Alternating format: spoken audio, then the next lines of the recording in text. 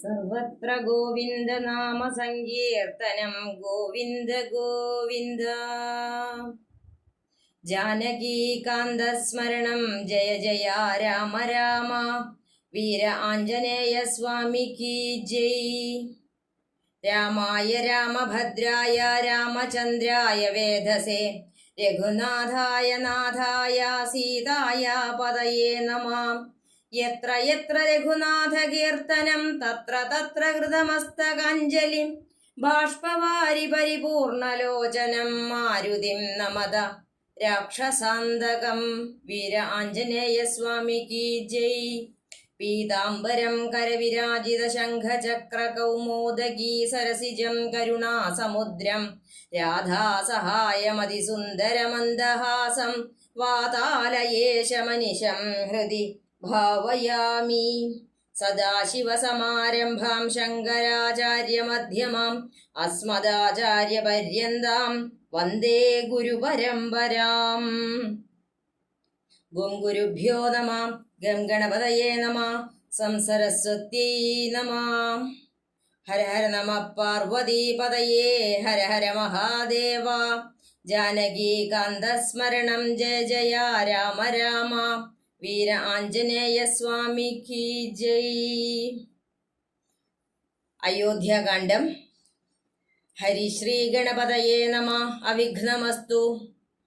താർമകൾ കൻപുള്ള തത്തേ വരീകെടോ താമസശീലമകറ്റേണമാശു നീ. രാമദേവൻ ചരിതാമൃതമിന്നിയുമാമോദമുൾക്കൊണ്ടു ചൊല്ലു സരസമായി. എങ്കിലോ കേൾപ്പിൻ ചുരുക്കി ഞാൻ ചൊല്ലുവൻ പങ്കമെല്ലാമകലും പല ജാതിയും സങ്കടമേതും വരികയുമില്ലല്ലോ പങ്കജ നേത്രൻ കഥകൾ കേട്ടിടിനാൽ. ഭാർഗവിയാകിയ ജാനകി തന്നെ ഭാഗ്യജലനിധിയാകിയ രാഘവൻ ഭാർഗവൻ തന്നെ ദർപ്പം ശമിപ്പിച്ചു മാർഗവും പിന്നിട്ടയോധ്യാപുരി പുക്കു. താതനോടും നിജ മാതൃജനത്തോടും ധാതൃസുതനാം ഗുരുവരൻ തന്നോടും ഭ്രാതാക്കളോടും പടയോടും ഒന്നിച്ചു മേദിനി പുത്രിയം ഭാമിനി തന്നോടും വന്നെതിരേറ്റൊരു പൗരജനത്തോടും ചെന്നു മഹാരാജധാനീയകം പുക്കു. വന്നിതു സൗഖ്യം ജഗത്തിനു രാഘവൻ തന്നെ നാനാ ഗുണഗണം കാൺകയാൽ. രുദ്രൻ പരമേശ്വരൻ ജഗദീശ്വരൻ കദ്രൂസുതഗണഭൂഷണഭൂഷിതൻ ചിദ്രുപനദ്വയൻ മൃത്യുഞ്ജയൻ പരൻ ഭദ്രപ്രദൻ ഭഗവാൻ ഭവഭഞ്ജനൻ രുദ്രാണിയാകിയ ദേവിക്കുടൻ രാമഭദ്ര കഥാമൃതസാരം കൊടുത്തപ്പോൾ. വിദ്രുമാതുല്യാധരിയായ ഗൗരിയാമദ്രീസുതയുമാനന്ദ വിവശയായി ഭർതൃപാദ പ്രണാമം ചെയ്തു സമ്പൂർണ്ണ ഭക്തിയോടും പുനരേവമരുൾ ചെയ്തു.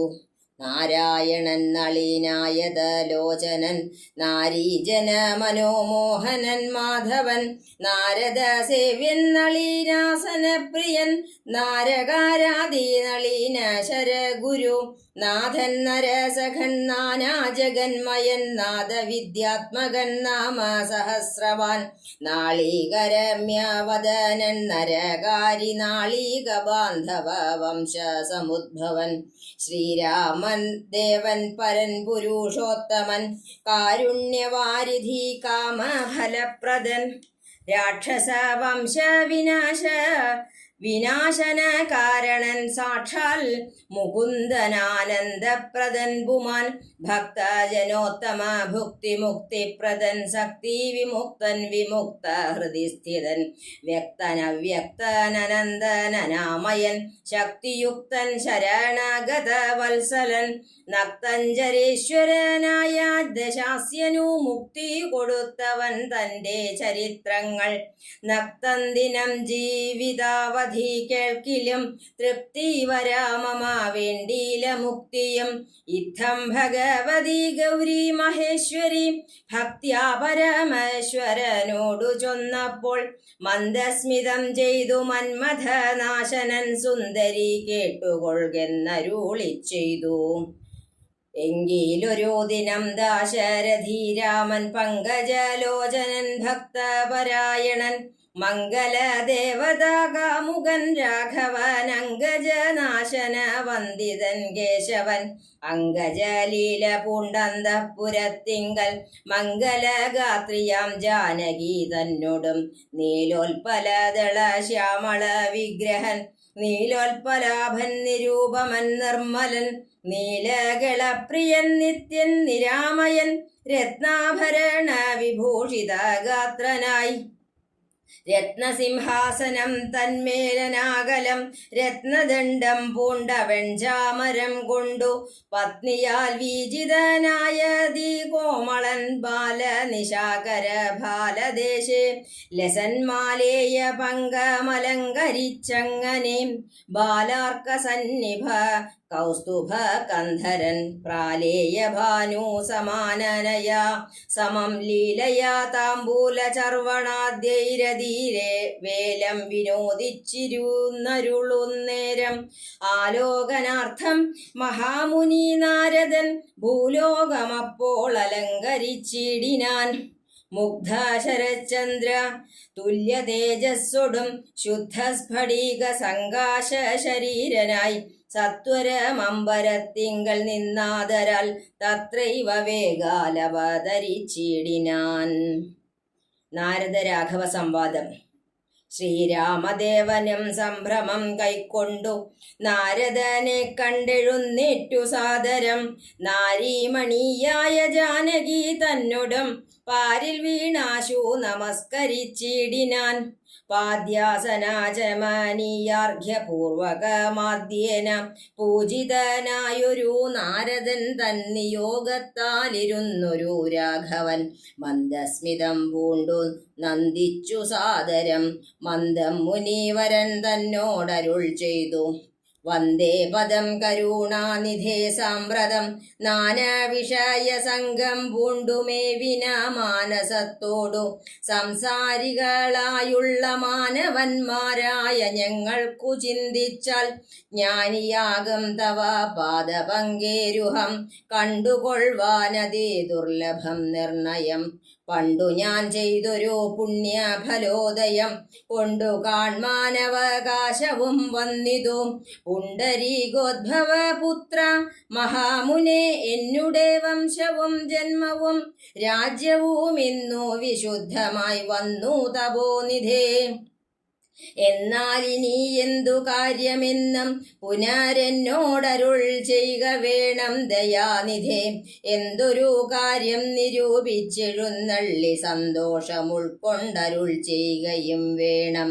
മന്ദനെന്നാകിലും കാരുണ്യമുണ്ടെങ്കിൽ സന്ദേഹമില്ല സാധിപ്പിപ്പനെല്ലാമേ. ഇത്തമാകർണ്യ രഘുവരൻ തന്നോടും മുഗ്ധഹാസേന മുനീവരനാകിയ നാരദനും ഭക്തവത്സലനാം മനുവീരനെ നോക്കി സരസമരുൾ ചെയ്തു. എന്തിനിന്നെന്നെ മോഹിപ്പിപ്പതിന്നു നീ സന്തതം ലോകാനുകാരികളായതീ ചാതുര്യമുള്ളൊരു വാക്കുകളേറ്റവും മാധുര്യമോടു ചൊല്ലിടുന്നതിങ്ങനെ. മുഗ്ധങ്ങളായുള്ള വാക്യങ്ങളെ കൊണ്ടു ചിത്തമോഹം വളർക്കേണ്ട രഘുപതേ. ലൗകികമായുള്ള വാക്യങ്ങളെന്നാലും ലോകോത്തമന്മാർക്കു വേണ്ടി വരുമല്ലോ. യോഗേശനായ നീ സംസാരി ഞാനെന്നു ലോകേശ ചൊന്നതു സത്യമത്രേ ദൃഢം. സർവജഗത്തിനും കാരണഭൂതയായി മാതാവായ മായ ഭഗവതി സർവജഗത്പിതാവാകിയ നിന്നുടെ ദിവ്യഗൃഹിണിയാകുന്നതു നിർണയം. ഈരേഴു ലോകവും നിന്റെ ഗൃഹമപ്പോൾ ചേരും ഗൃഹസ്ഥനാകുന്നതെന്നുള്ളതും നിന്നുടെ സന്നിധി മാത്രേണ മായയിൽ നിന്നു ജനിക്കുന്നു നാനാ പ്രജകളും അർണോജ സംഭവാനാദിതൃണാന്തമായൊന്നൊഴിയാതെ ചരാചര ജന്തുക്കൾ ഒക്കവേ നിന്നപത്യം പുനരാകയാലൊക്കും പറഞ്ഞതു സംസാരി എന്നതും ഇക്കണ്ട ലോക ജന്തുക്കൾക്കു സർവദാ മുഖ്യനാകും പിതാവായതും നീയല്ലോ. ശുക്ലരക്താസിത വർണ്ണഭേദം പൂണ്ടു സത്വരജസ്തമോ നാമ ഗുണത്രയയുക്തയായിടിന വിഷ്ണു മഹാമായാശക്തിയല്ലോ തവ പത്നിയാകുന്നതും സത്വങ്ങളെ ജനിപ്പിക്കുന്നതും അവൾ സത്യം ത്വയോക്തമാതീനില്ല സംശയം. പുത്രമിത്രാർത്ഥ കളത്ര വസ്തുക്കളിൽ സക്തനായുള്ളൂ ഗൃഹസ്ഥൻ മഹാമതേ. ലോകത്രയ മഹാഗേഹത്തിനു ഭവാൻ ഏകനായോരു ഗൃഹസ്ഥനാകുന്നതും നാരായണൻ നീ രമാദേവി ജാനകി മാരാരിയും നീ ഉമാദേവി ജാനകി സാരസ സംഭവനായതും നീ തവ ഭാരതീ ദേവിയാകുന്നതു ജാനകി. ആദിത്യനല്ലോ ഭവാൻ പ്രഭാജാനകി ശീതകിരണൻ നീ രോഹിണി ജാനകി ആതിഥേയാധിപൻ നീ ശചി ജാനകി ജാതവേദസ്സു നീ സ്വാഹ മഹീസുത അർക്കജൻ നീ ദണ്ഡനീതിയും ജാനകി രക്ഷോവരൻ ഭവാൻ താമസി ജാനകി പുഷ്കരാക്ഷൻ ഭവാൻ ഭാർഗവി ജാനകി ചക്രദൂതൻ നീ സദാഗതി ജാനകി രാജരാജൻ ഭവാൻ സമ്പത്കരി സീത രാജരാജൻ നീ വസുന്ധര ജാനകി രാജപ്രവര കുമാര രഘുപതേ രാജീവലോചന രാമാദയാനിധേ. രുദ്രനല്ലോ ഭവൻ രുദ്രാണി ജാനകി സ്വർദ്രുമം നീലതാരൂപിണി ജാനകി വിസ്തരിച്ചെന്തിനേറെ പറഞ്ഞിടുന്നു സത്യപരാക്രമ സദ്ഗുണവാരിധേ. യാതൊന്നു പുല്ലിംഗവാചകം വേദാന്ത വേദ്യ തത്സർവവുമേവ നീ ചേതോ വിമോഹന സ്ത്രീലിംഗവാചകം യാതൊന്നതൊക്കവേ ജാനകീ ദേവിയും. നിങ്ങളിരുവരുമെന്നിയെ മറ്റൊന്നുമെങ്ങുമേ കണ്ടില്ല കേൾപ്പാനുമില്ലല്ലോ അങ്ങനെയുള്ളൊരു നിന്നെ തിരിഞ്ഞറിഞ്ഞെങ്ങനെ സേവിച്ചുകൊള്ളൂ ജഗത്പദേ. മായയാ മൂടി മറഞ്ഞിരിക്കുന്നൊരു നീയല്ലോ നൂനമവ്യാകൃതമായതും പിന്നെ അതിങ്കൽ നിന്നുണ്ടായി മഹത്തത്വമെന്നതിങ്കൽ നിന്നുണ്ടായി സൂത്രവും സർവാത്മകമായ ലിംഗമതിങ്കൽ നിർനിർവീപതേ പുനരുണ്ടായി ചമഞ്ഞിതും എന്നതഹങ്കാര ബുദ്ധി പഞ്ചപ്രാണനിന്ദ്രിയജാല സംയുക്തമായൊന്നല്ലോ. ജന്മമൃതി സുഖ ദുഃഖാദികളുണ്ടു നിർമ്മലന്മാർ ജീവനെന്നു ചൊല്ലുന്നതും ചൊല്ലാവതല്ലാതത് ആദ്യ വിദ്യാഖ്യയെ ചൊല്ലുന്നു കാരണോപാധി എന്നും ചിലർ.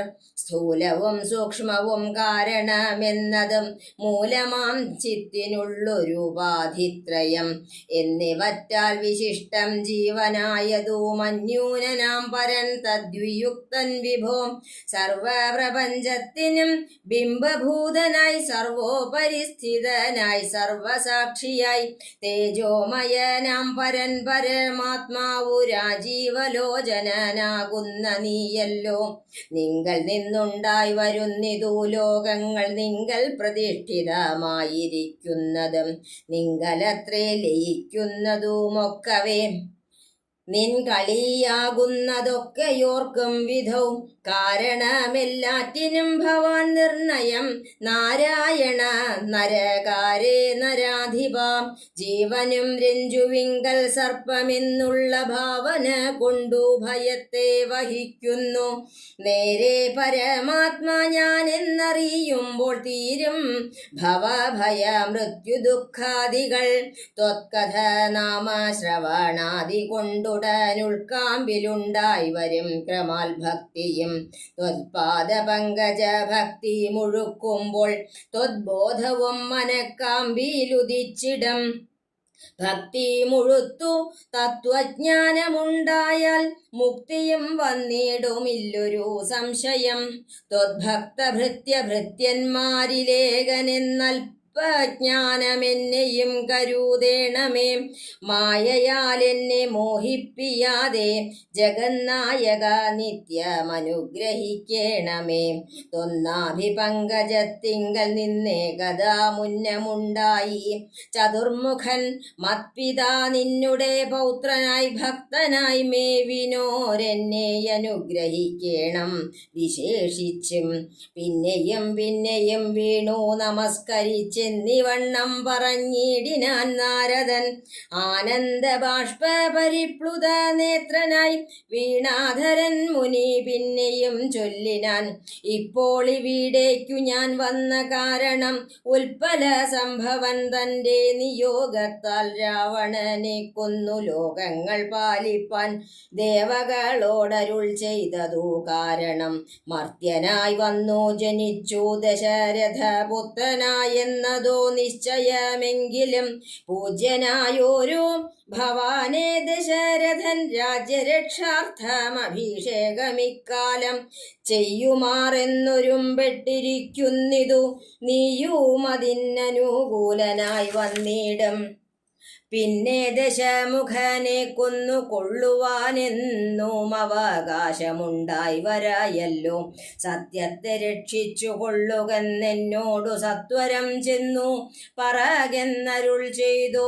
സത്യസന്ധൻ ഭവാനെങ്കിലും മാനസേ മർത്യജന്മം കൊണ്ടു വിസ്മൃതനായി വരും ഇത്തരം നാരദൻ ചൊന്നതു കേട്ടതിനുത്തരമായരുൾ ചെയ്തിതു രാഘവൻ സത്യത്തെ ലംഘിക്കയില്ലൊരു നാളും ഞാൻ ചിത്തെ വിഷാദമുണ്ടാകായികതു മൂലം കാലം വിളംബനമെന്തിനെന്നല്ലല്ലേ മൂലമതിനുണ്ടതും പറഞ്ഞിടുവൻ കാലാവലോകനം കാര്യസാധ്യം നൃണാം കാലസ്വരൂപനല്ലോ പരമേശ്വരൻ പ്രാരബ്ധകർമ്മ ഫലൗഘക്ഷയം വരുന്നേരത്തൊഴിഞ്ഞു മറ്റാവതില്ലാർക്കുമേ കാരണമാത്രം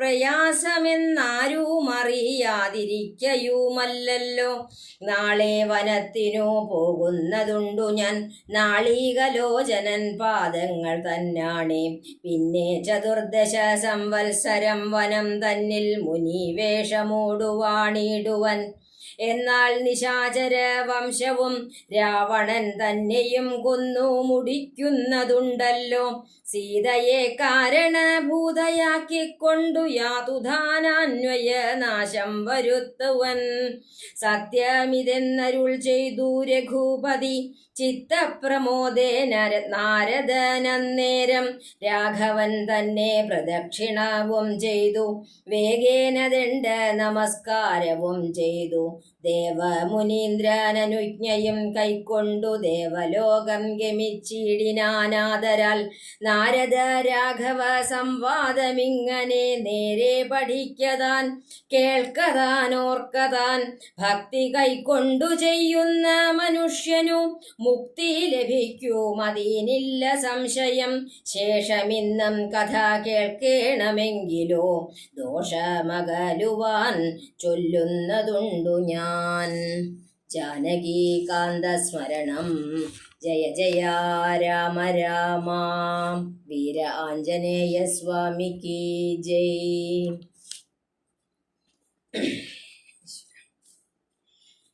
അധ്യാത്മരാമായണത്തിലെ അയോധ്യാകാന്ഡം എന്ന ഭാഗം ഇന്ന് നമ്മളിവിടെ തുടങ്ങുകയാണ്. ഭഗവാന്റെയും ഗുരുനാഥന്മാരുടെയും അനുഗ്രഹത്തോടെ കൈലാസപതിയായിരിക്കുന്ന മഹാദേവൻ പത്നിയായിരിക്കുന്ന പാർവതീദേവിയോട് പറയുന്നതാണല്ലോ ഈ കഥകൾ മുഴുവനും. രാമായണം മഹാഭാരതം പോലുള്ള പുരാണങ്ങൾക്ക് ഒരു പ്രത്യേകത എന്ന് വെച്ചാൽ ഓരോ ഭാഗവും കഴിയുമ്പോൾ അടുത്തത് തുടങ്ങുമ്പോൾ അതിന് തൊട്ട് മുന്നത്തെ ഭാഗത്തിനെ ഒന്ന് അനുസ്മരിച്ചതിന് ശേഷമാണ് തുടർന്നുള്ള കഥകൾ പറയുന്നത്. അങ്ങനെയാണ് ഓരോന്നിനും കാണാൻ നമുക്ക് സാധിക്കുക. അത് പ്രകാരം ഇവിടെ ശ്രീ മഹാദേവൻ പറയുന്നത്,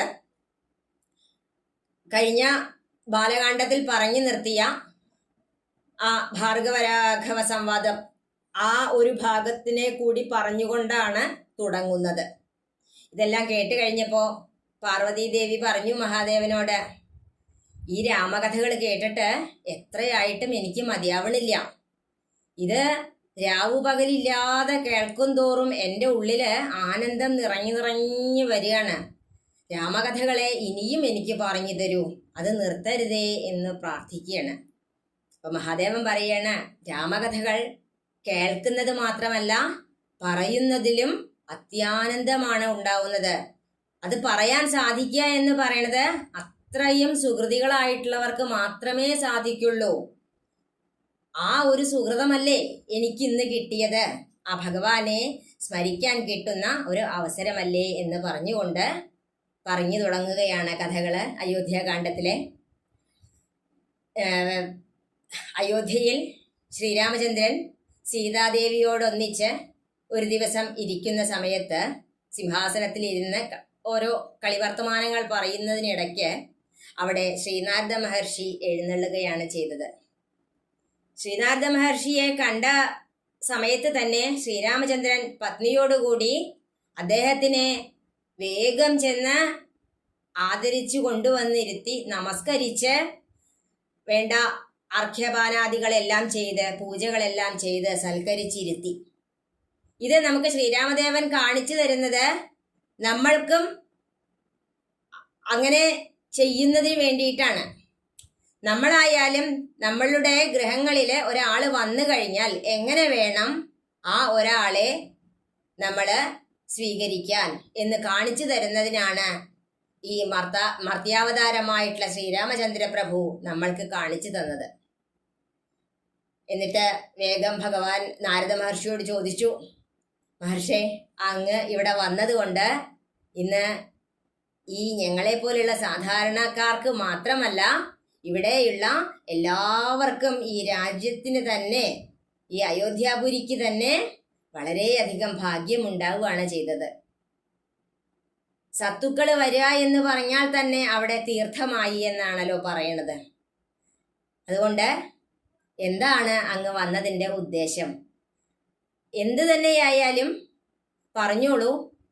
കാര്യം ഞാൻ കുറച്ച് മടിയനൊക്കെയാണ്, പക്ഷേ എന്നാലും അങ്ങയുടെ കാരുണ്യമുണ്ടെങ്കിൽ എനിക്ക് അങ്ങ് പറയുന്നത് സാധിപ്പിച്ചു തരാൻ സാധിക്കും. അത് ആ കാരുണ്യമുണ്ടെങ്കിൽ മാത്രമേ സാധിക്കുള്ളൂ കേട്ടോ എന്ന് പറയാണ്. ഇത് കേട്ട് നാരദ മഹർഷി ഒന്ന് ചിരിച്ചു.